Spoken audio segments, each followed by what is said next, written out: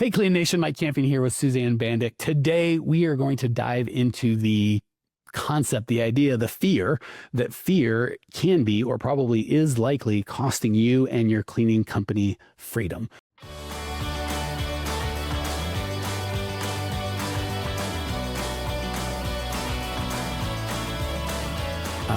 I really like this because oftentimes we get right into the weeds. Like, well, I've got this client, they didn't pay, and we're going to small claims court, and I'm using this kind of, product and blah, blah, blah, blah, blah. And we kind of look at the consequences, not the cause. And for so many of the things that we stay stuck, we think it's a tactical solution of, if I just got the right pricing, or if I just had an SOP all written down and everything was perfect, and then we don't do it, or we don't use it, or we still make decisions that are not aligned with what we really need to do. And we think if we could just systematize it better, that would fix everything. And 9 times out of 8, it's at the core of it, at the foundation, is some sort of fear that's helping us or stopping us from seeing what we need to do, and B, equally, if probably more importantly, keeping us from doing it. So even when we know what we're supposed to do, so oftentimes we can't see what we're supposed to do because we're blinded by fear. And then we do know what we're supposed to do, we don't do it because we're paralyzed by the fear. So luckily we have someone that's an expert at helping people transition from fear to freedom, not just in thinking, but in life. Suzanne, dive in, sister. Thanks, Mike. Well, I want to start off with letting everybody know this is a concept that I use myself. All right. It's something that I learned way back when I worked with Bob Proctor, and it still works today. And I've fleshed it out even a little bit more for more understanding. We all have fears, everything from, will I be able to make payroll this month, to what if I'm rejected because I need to do a price increase? What if people don't like me? Fear of success, fear of failure, you name it. We all, as humans, we pack on a ton of fear. And we hide out of fear. We can justify out of fear. And procrastination is even based on fear. So I have a major question that I'd like to ask everybody. Ask yourself, what do I fear when I think about growing my business? And hopefully you've got a good answer, but for those of you like, that's too big of a question, feel free to have a pre-question of what's the biggest thing in the way of growing my business. And typically it'll be some version of lack of financial organization, lack of good people, lack of getting customers. Cool. Lack of charging the right amount. And then just now we can ask the question on that. Like, what's my biggest fear when it comes to changing how I price, or changing how I hire, or firing an ops manager that I know needs to go? So if you can ask it globally, that's ideal. But if that's too big, ask a smaller question like, what's my biggest fear there? Which, I've got to be honest, Suzanne, just that question, if we're really willing to ask it and we can get their true answer and really answer ourselves, not with some, BS thing, I feel like I'll feel 30% more. Or I do, when I ask myself that question, I feel 30% more confident. You'd think you'll feel less confident, more scared, but it's almost like the monster under your bed's real scary, right? But once we turn the light on, it's not so scary. I can see under the bed. It's fine. So I think looking in the fear. It turned out it was your sock, Mike. Yeah, probably. Well, more likely my 9-year-old sock, but we'll let it slide. That's exactly it. It's part of the process of understanding. We need to identify, hey, I've got this fear. And when you have a fear, and it can be as basic as fear of growing my business. If I'm having trouble hiring right now, how am I going to handle a whole bunch of additional clients? It's a fear, right?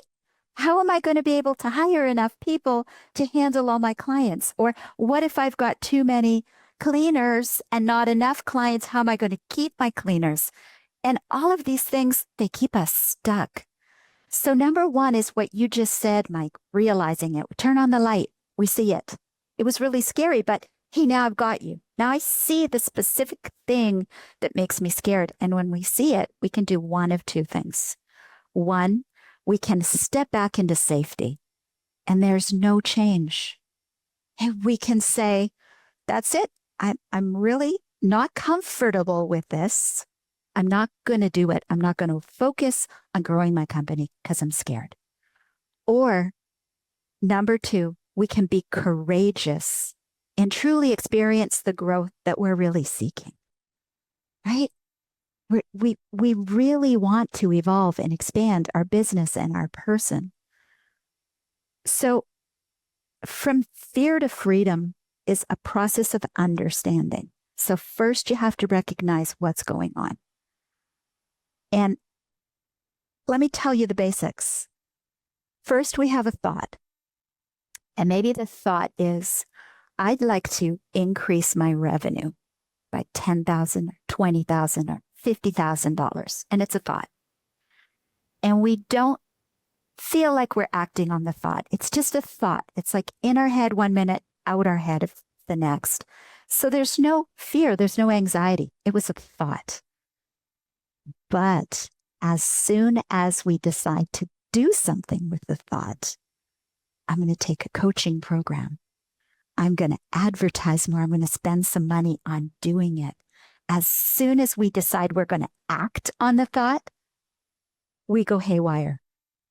The monkey in our head is saying, yeah, but we're starting to get butterflies in our stomach. We're starting to get really nervous. And that's the fear. I found for me, and maybe for a lot of you guys, fear disguises itself as the awful sentence. Well, it depends if it's awful, depending on how you finish the sentence. But the first two words are, what if? So we're like, I'm not afraid. Like, cool. Then what's stopping you from hiring? Well, what if? And sometimes we'll put it as because, but it really should be what if. So we'll say things. So because is the truth, because no one wants to work in my area. It's like, well, is that really true? Or, if we're a little kinder with ourselves, well, what if no one wants to work in our area? Or what if no one wants to work for me, right? A lot of times those are kind of scary questions we don't want to look at. Or, what if I raise prices and my clients quit? What if they leave me bad? There's just a bunch of what ifs. So lean into those. I like the what ifs because fear sounds a little scary. Like, I don't want to do it, but like what ifs, two things. One, at least give the other side of the what if a chance. What if everybody wants to work for me? What if what I've been doing is attracted the wrong people? And I'll just do something different, and then I'll attract the right people. What if there's tons of people that want to work? They're just looking for a good opportunity. No one's provided it. So be cool with the what ifs, but make sure you give both sides, right? Both sides of the what if a chance at talking. And then the last thing I just wanted to say, Suzanne said you have two choices. You can step back into like safety or forward into courage. The only tweak I'd make on that is I wouldn't say back into safety. I'd say back into the devil, right? Because if you want a bigger business or more employees or whatever the case may be, there's inherent pain there. But what we're really stepping back into is, I know this pain. I know what it's like to clean sometimes or all the time or whatever. And I know what it's like historically when I've tried to hire. And I'm going to step back into, I wouldn't say safety, but even security, but just comfortable is probably, even not even always comfortable, but just familiar. I think that's probably the best one is I'm familiar with this one. And, courageous sounds good. And again, we're going to have what if it fails, right? The only thing I want to give you on that, and then we'll turn it back to Suzanne, is the question I like to ask, because, what if it fails? Obvious question. What if it succeeds, right? But say we're not quite there yet. A baby step question can be, if I'm going to go down, would I rather go down swinging, or would I rather go down watching balls come across and just stand there and strike out? And if and again, there's no judgment. This isn't your own mind, right? If the true answer is, I'd rather just be the safety one, like, that's okay. You might be better suited as an employee than an employer, not judging or making a global statement that you can't be an entrepreneur, just saying it'd be something to consider. And if you're like, well, I'd rather go down swinging, that gives you some space, right? Because if it's like, well, I've tried hiring before, advertising before, raising prices or whatever the thing that you're trying, and it didn't work, or I didn't get the results I want. Cool. Well, do you want to just give up, or do you want to go down swinging? And if you're like, go down swinging, cool. Now you've given yourself permission to take another chance and go, if I don't make it, at least I tried, as opposed to I just kept going back to it. So I just wanted to give some tweaks. I wouldn't say you're stepping back into safety. I'd say you're stepping into familiarity. And that courage doesn't just have to be, I'm going to do it and it's going to be amazing, and this is the time. It's like, it could be. And if you do something different, you'll definitely learn something. If you do something different, you'll definitely get a better result, maybe better, may not. But at least if you just be like, well, I'm going to be the guy, I'm going to be the gal that goes down swinging. No one's going to say my business died with a whimper. I at least left it all in the field. And if it does fail, I'm like, by golly, it wasn't for lack of trying, as opposed to I just kind of wandered off into the desert and died at some point. So sorry, I got real preachy there, but you got me fired up, lady. I love it. That was real Mike coming out. I love that aspect of you, Mike. Yes. So everyday stuff, let's face it, quite often in a day, we'll have a fear over something. First thing is to recognize that we have a fear. It's stopping us from doing something. It's holding us back. The second thing is to get through it, to work through it. We want to go to an understanding. We want to look for the benefits of what will happen when I do it. Okay? So a lot of times, and this has helped me a lot, because a lot of times we think, how will I look? Will I look foolish? Okay. So for instance, take this down to the basics. We're going to talk about Suzanne for a minute. Podcasts. Here I am on a recording. I've got there's a visual. Do I look okay? Am I saying the right things? I might say public speaking in general. You might say, that's enough of a fear. I'm not going to do it. How did I get through that? I said to myself, what if it's not about me? What if I can help and support people? What if this makes a difference to others? Does it really matter if I say the perfect words? Does it really matter if I have a hair out of place?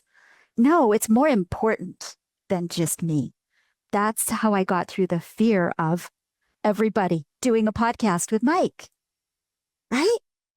So I have follow-up questions because that's love that, Suzanne.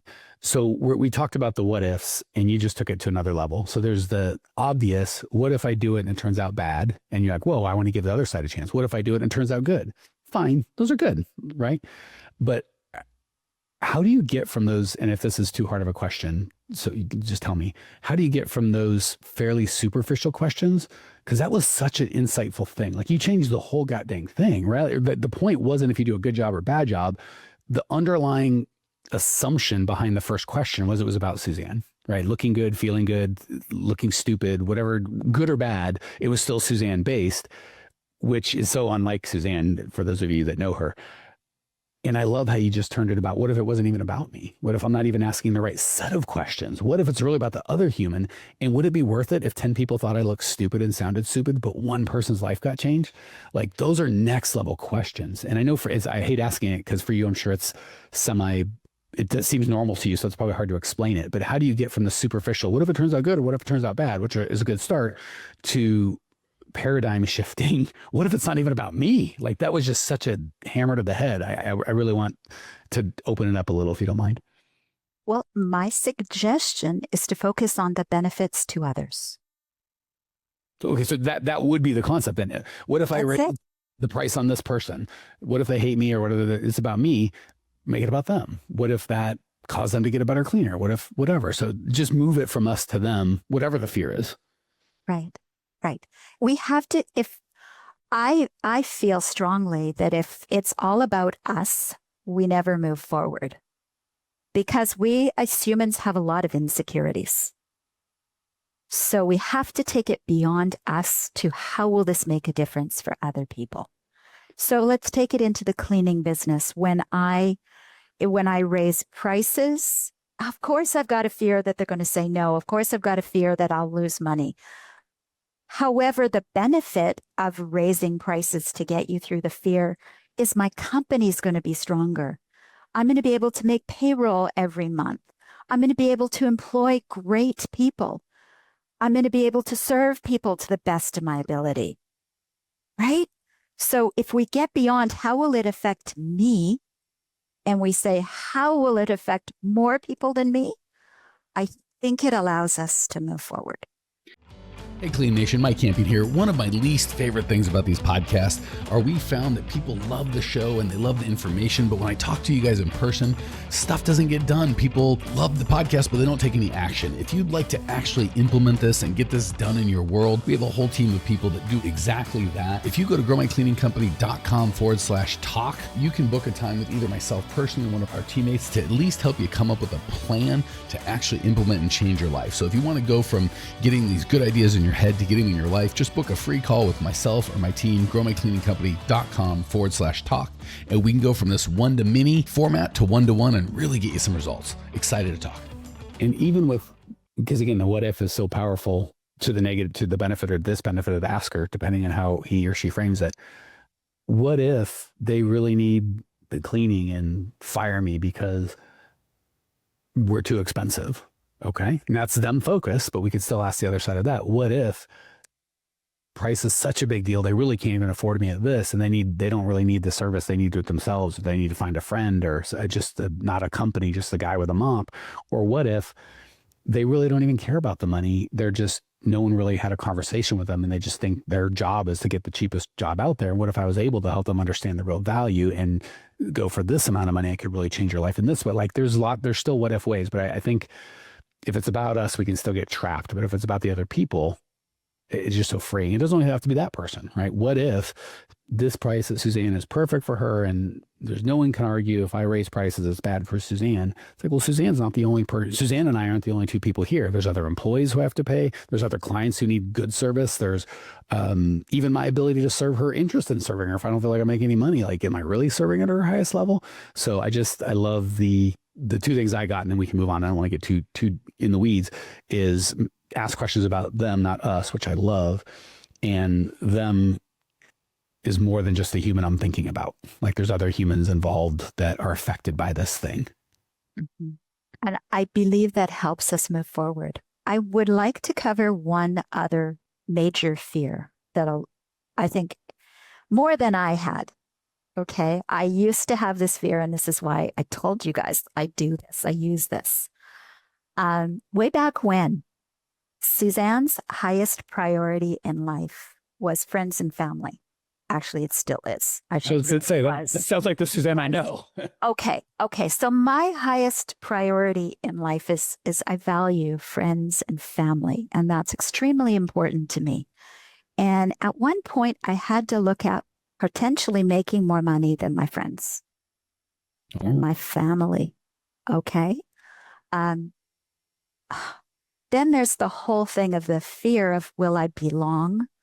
Will they like me? Will I be ostracized? Will I lose my friends because I'm making more money or I'm more successful than they are?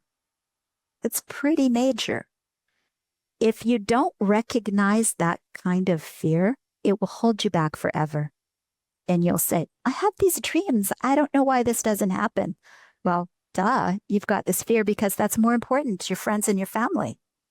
And back to the first thing we talked about, I really do. You tell me how you experience this, Suzanne, if you'd agree or disagree. But I think as long as, because that's a pretty insight, like you're not going to get that right off the bat sometimes, right? You really have to go looking for that fear, because you'll make up a bunch of, I'm afraid of we'll make a bunch of other things. And I appreciate you in front of a microphone saying, hey, this is how I am wired. Like that's a very open and vulnerable place.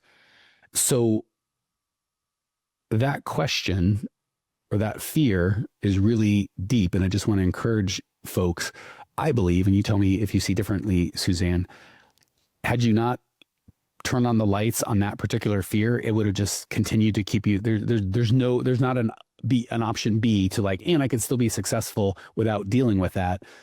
Some things you can kind of get around. I'm not great at this, but I can make it up in that. I feel like that one is a non-negotiable. If you feel like you are going to lose friends or family and be a bad friend and be a bad family member if you make more money, and your goal is to make more money, you could literally will stay stuck in that loop for indefinitely for the rest of your life, unless and until you turn on the light. Is that, am I overstating? Not at all. It's absolutely true. Now you want to know how I overcame that? Desperately. One very simple affirmation that is still on my bulletin board today, handwritten in a colorful felt pen. Everyone loves wealthy Suzanne. Gosh, that's so simple. Not easy, but just when you said, are you interested in the answer? I said desperate. I was waiting for something really complex. Yeah, like it's right. Suzanne's going to come some whiz bang thing that, not that it didn't blow my mind, but I thought it would be harder. Everybody loves wealthy Suzanne. Just like, and I don't know your exact financial situation, but I know you're not a pauper by any stretch. And I do know from my experience, everybody kind of loves Suzanne. It's true, right? It's something that I created to counterbalance that I thought I wouldn't be loved anymore, that I thought I wouldn't be liked. My friends wouldn't like me. To how do I simply counterbalance that? Everyone loves wealthy Suzanne. So that's my priority. I found most things take a switch in belief first, and often that switch in belief unlocks actions that we weren't able to do before, access or do before. This one, I don't want to oversimplify it. Certainly if you're like, this was a harder don't make it sound super easy. People are going to be disappointed. It sounds like there was no action item other than that. Like most of the time I had this belief and then I did this set of things and that combined got me this result. I'm trying to think of what you would do if you could really just, and if the answer is just shift your mindset, I'm going to grind you on like, okay, how did you do that? Other than just writing it down on a sign. But two parts. Was there anything else or is that literally it, which would be phenomenal? That's literally it. B, how did you do that? How long did it really take? Because I don't want to purport to anyone as just this magic thing. You just decide. Maybe it was, but I don't think that's a common outcome. Looking back, it was pretty close to instantaneous. Wow. Once you decided it. Because it was the thought. Okay. The thought made sense to me. Right? But you had the thought of people won't like wealthy Suzanne. How did you just turn on a dime like that? I mean, I get it, but I just. Well, it was more that I wouldn't be the same anymore as my friends. And that if I was making more or I had more money or I had more success, that they wouldn't like me. Because, sometimes people are a little judgmental about that stuff. And it had to go beyond. And everybody, we all want people to love us. We want people to like us, right? It was the recognition of that. And I also choose wealth. And you know what? I'm going to be the same person, wealthy, as I am not wealthy. I'm going to be the same person. So when I started to affirm and write, it was almost like a switch. But everyone loves wealthy Suzanne. And it allowed me to do some amazing things in life. And it's true. It works. How should I say it? I feel loved. Yeah. I wish my most frustrating part about having Suzanne on the podcast is I get to know her in different scenarios for years now. And if I'm you guys, maybe I'm cynical and it's not great. I'd be like, I don't know, this lady, who's to say? And I'm like, I wish you guys could just the Suzanne that one of our core values is to be real.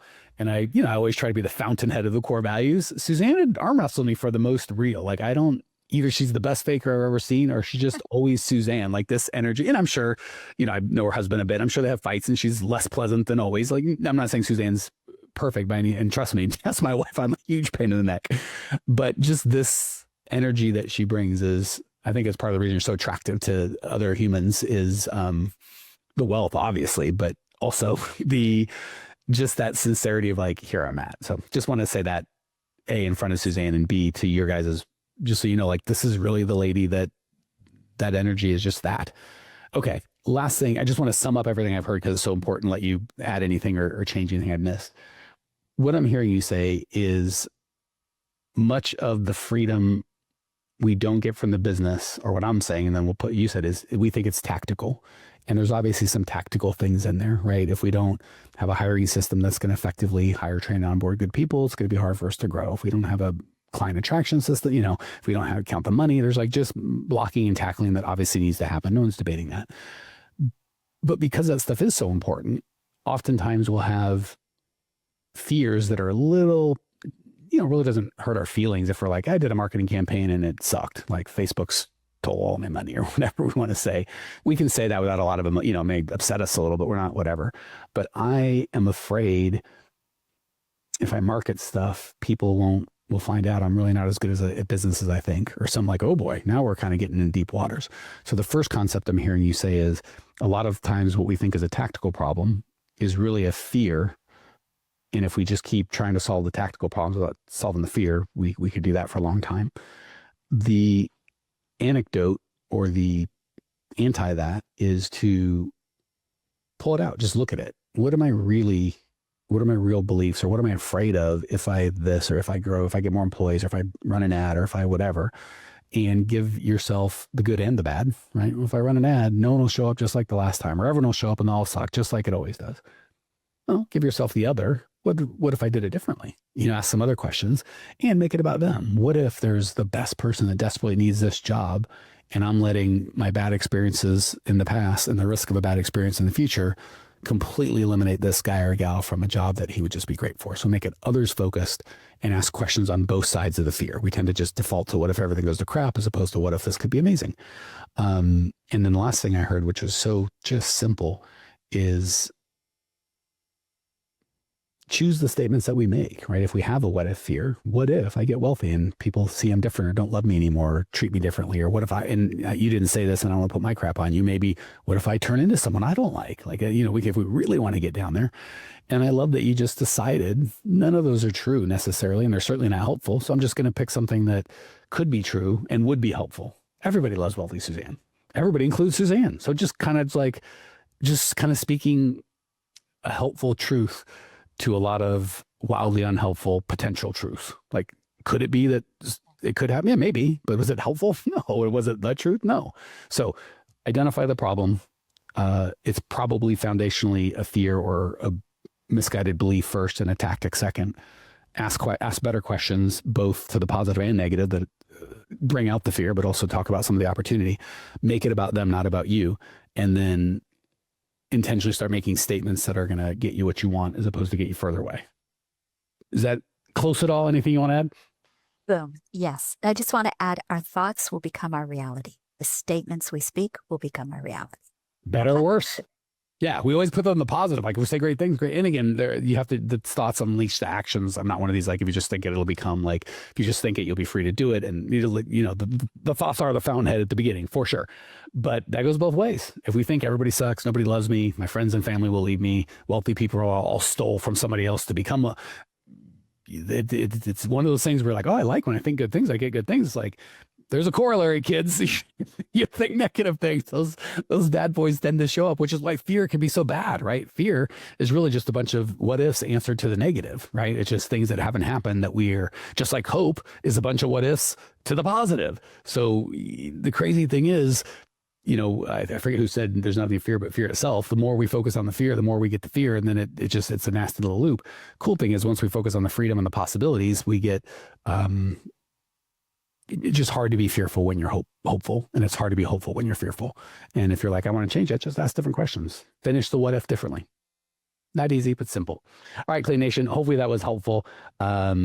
I know we spent a lot of time on the like, here's how to get customers, and and it's just tough because we've been doing this for a long time, and we found rarely do we tell people what to do. And they're like, that makes no sense. That won't work. That makes perfect sense. That would 100% work. And then 2 weeks later, why haven't you done it? And, it'll start with tactical. And then when they get someone with Suzanne to really get down to the bottom of it, what if, or my fear, or I thought, and it's just you need someone. So if you're kind of running through those fears, find someone you love and trust that can help walk you through in a positive way. Start at the beginning. The fear will absolutely kill your freedom, and freedom comes from hope, 1,000%, not fear. Appreciate you, Clean Nation. Talk soon. See ya. Hey, Cleaning Nation, if you dug the content you just got, we don't do any ads and I don't sell anything on this podcast, but if you would just subscribe, rate, and review, it would be huge, and I'd be so appreciative. Not only is it going to help me, but you'll help other owners of cleaning companies across the world work less, make more, and get profitable. So if you appreciate the value we give, again, subscribe, rate, and review. It would mean the world to me. I'd really appreciate it, and we sure appreciate your time and attention.